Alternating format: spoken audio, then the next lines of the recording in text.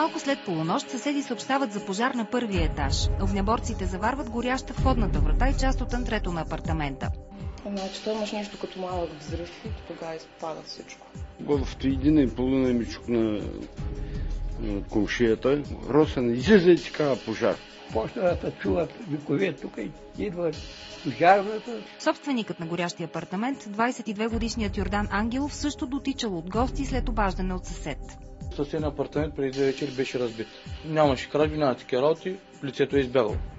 Също са го видели, горе да отговаря на описанията, които са били за лицето, което са видели тук. Йордан смята, че палежът е умишлен, но е сбъркана вратата. В съседния блок има друг, същата врата.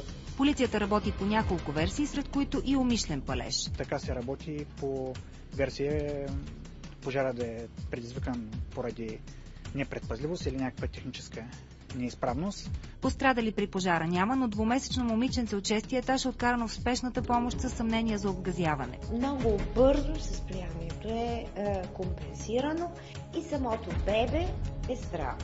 Утре детето ще бъде изписано. По случая се води разследване.